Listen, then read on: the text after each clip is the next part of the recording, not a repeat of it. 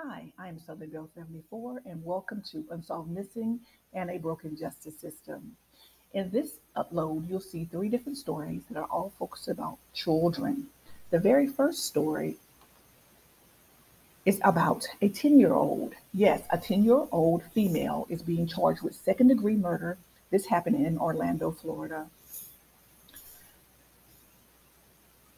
The young child is facing these charges after her mother and another woman got into a verbal dispute.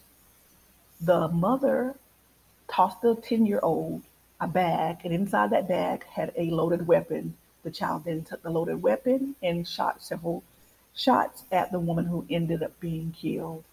When the police asked her why did she shoot the woman, the little girl said, because she shouldn't have hit my mommy. If that doesn't sound like the world is going straight to hell, I don't know what does. It's like, what has happened to our youth?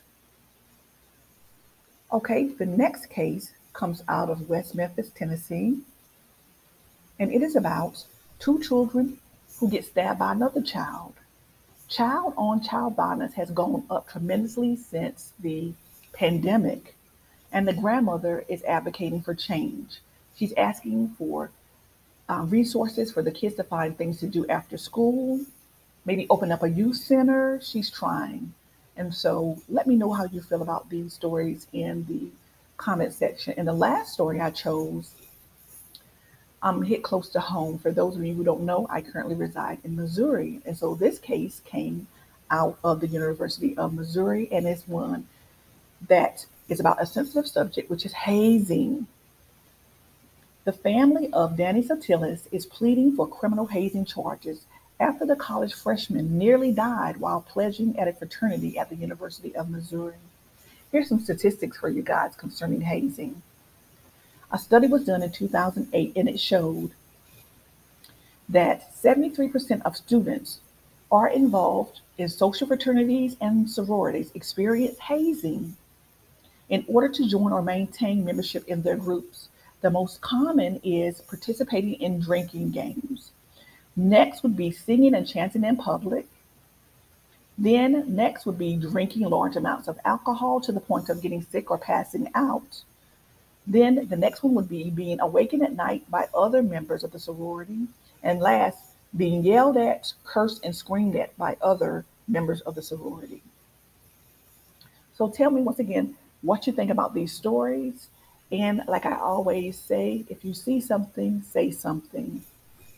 It doesn't cost one dime to pick up a telephone and dial a 1-800 toll number, because you could save someone's life, a life of a child or an adult. For those of you who don't know, I'm always advocating for child abuse and domestic violence.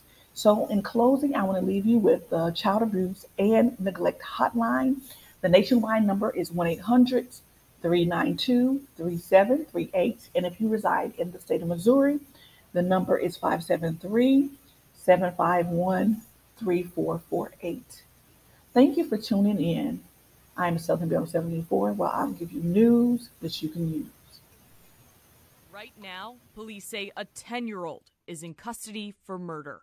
Orlando police say the girl's mom got in a fight with another woman late at night on Memorial Day at an apartment complex off Mercy Drive. Police said the girl's mom, Lucretia Isaac, punched LaShawn Rogers, who hit back. Isaac reportedly threw her daughter a bag with a gun inside. According to the police, the 10-year-old girl fired 2 shots, killing Rogers. We spoke with a relative of the woman who died, who didn't want us to show her face. It could have been self-defense. Your child should have been in the house at this time of night, or even while you dealing with anything. Still holding the gun, the girl reportedly said, "She shouldn't have hit my mama." Tuesday, police arrested the elementary student and charged her with second-degree murder. State Attorney Monique Worrell's office reacted just a few hours later, said no charging decisions were made yet. Quote, "We anticipate that whatever charges we eventually file, if any, will ensure she receives the interventions necessary to address her behavior, help her change and grow, and ensure the public's safety going forward." As a candidate for office, Worrell spoke in a WESH 2 Commitment 2020 debate. I believe that the minimum age of arrest should be 14, and I believe very much and very strongly that there is a school to prison pipeline. Tuesday, her office said they will consider the girl's age. Here's how candidate Worrell looked at very young arrest in 2020. Arrest, prison, jail, those are traumatic experiences that significantly scar our children for the future. Thanks for watching our YouTube channel. Follow today's top stories and breaking news by downloading the NBC News app.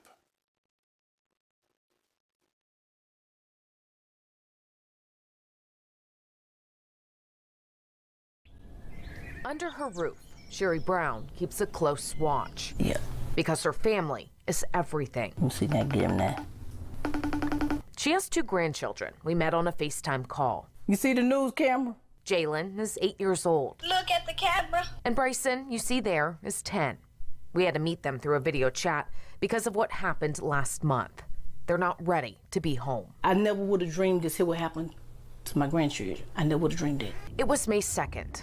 Brown went to get the kids' pizza when she got a call something terrible had happened. And I had left everything flying back to the house. She found police, and Jalen and Bryson with stab wounds. My children up here hollering and screaming, and my children, I'm like, oh my God. Brown says both boys had been playing in their southwest Memphis neighborhood when a 14-year-old chased them behind some houses. According to the police report, he caught up to the boys, grabbed Jalen, and stabbed him first with a sharp object. Bryson heard him scream. Then seconds later, he was attacked. Other children told officers they saw a knife. They heard screaming and saw bleeding. Bryson was found suffering from stab wounds to his chest, stomach, and arm. And Jalen had a stab wound to his lower abdomen with his internal organs exposed. It blew me out of my mind because I'm like, I didn't even know what to even think, say. I couldn't even swallow. Police took the teen into custody. Paramedics treated Bryson on the scene and rushed Jalen to the hospital. Brown says he spent about a week there. He broke down into tears, traumatized, in pain. He was real sad. He was real, real sad. And I told him it's gonna be all right. It's gonna be all right. I said, Grandmama got it. And when no one was watching, Brown says she'd cry. I have to hold for him. When I break down on my own. And nobody see me cry. Nobody see me do nothing. I just do it on my own. Police haven't released the motive. Brown has no idea what drove a child to do that. I'm like, what was this? What was he thinking? A question so many ask as juvenile violence takes hold of Memphis, leaving far too many children injured, shot, and killed. Oftentimes, their peers are to blame. WREG investigators found out in 2019, 495 juveniles were charged with serious crimes, a 32% increase from the previous year and a 49% increase since 2011. Then, just in 2020, MPD reports close to 300 juveniles were charged with rape, robbery, and aggravated assault. The same in 2021, and so far this year, 133. What's even more unnerving, 16 juveniles were charged with homicide in 2021, the most since 2018. Memphis police have said time and time again, juvenile violence is a serious problem. And now that school is out and many children are at home, some unsupervised, many fear it could get worse. Every day is like a challenge. Brown says even when she kept a close watch on her family, violence still found them. It's given her a new outlook. She says the city needs to invest in more positive things for kids to do and bring those activities into the neighborhoods. The closest park to their neighborhood is 2 miles away. The closest community center is more than 6 miles. They need to have some place to go, something to do. She says more people need to sign up to be a mentor, and parents have to talk to their children and speak up if they need support. More parents coming out here and saying, hey, I need some help with my kids. I need some help with these children. I need some help with this. I need some help with that. Brown says too many are complacent, hoping someone else will solve the problem. But violence has no boundaries. How you feeling? Good. You feeling better? Yes. Thankfully, Jalen seemed to be in higher spirits when we talked to him. Sadly, though, the house Brown worked so hard to build for her family. We all got to heal mentally.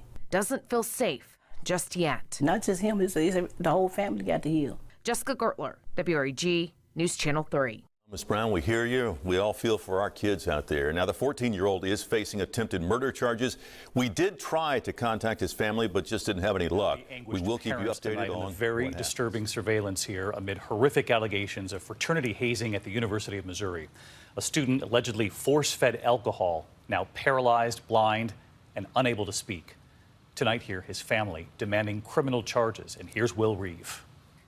Tonight, the family of Danny Santulli is pleading for criminal hazing charges after the college freshman nearly died while pledging a fraternity at the University of Missouri. It makes me sick to my stomach seeing the people involved that harmed Danny walking around campus acting like they did nothing wrong. For the first time, we see surveillance footage from inside the Pi Gamma Delta fraternity house on October 19th, showing blindfolded pledges being led down a staircase. According to the family's civil lawsuit that was recently settled against 23 defendants, Danny was pressured to drink an entire bottle of vodka. We see one of the fraternity members putting a tube in Danny's mouth with a funnel at the other end and pouring beer down his throat while Danny is in the middle of consuming an entire bottle of vodka. Danny is seen losing his balance and falling backwards. Fraternity members then carry him into another room and drop him onto a sofa. About 90 minutes later, Danny begins to slip onto the floor. As the minutes tick by, he struggles to move, then lies still. After 15 minutes, another fraternity member finds Danny unresponsive, lifting him back onto the sofa. Other brothers come into the room. They carry Danny to the door, but he's dropped onto the floor before they take him to the hospital. His lips were blue and nobody called 911. It's like, I don't know. I mean, a 6-year-old calls 911. At the hospital, Danny is in cardiac arrest. His blood alcohol level a near lethal .486, 6 times the legal driving limit. He suffered permanent brain injury. What do the doctors tell you about Danny? That he'll need care for life. He's still not talking or walking. He's in a wheelchair. He lost his vision. But he hears us, and he knows we're there. The University of Missouri has since revoked the fraternity's charter and proposed sanctions against 13 of its members. Prosecutors have charged one fraternity member with 2 misdemeanors for supplying alcohol to a minor, but the family says that's not enough. Your family believes that Danny was hazed? Oh, 100%. Yes. Mm-hmm. I do personally want to see specific kids get felony Ds. That's going to wake them up. David, the fraternity says that they prohibit hazing and giving alcohol to minors and that Danny should not have been put in such a situation. David. All right, Will Reeve tonight. Will, thank you. Hi, everyone. George Stephanopoulos here. Thanks for checking out the ABC News YouTube channel. If you'd like to get more videos, show highlights, and watch live event coverage, click on the right over here to subscribe to our channel. And don't forget to download the ABC News app for breaking news alerts. Thanks for watching.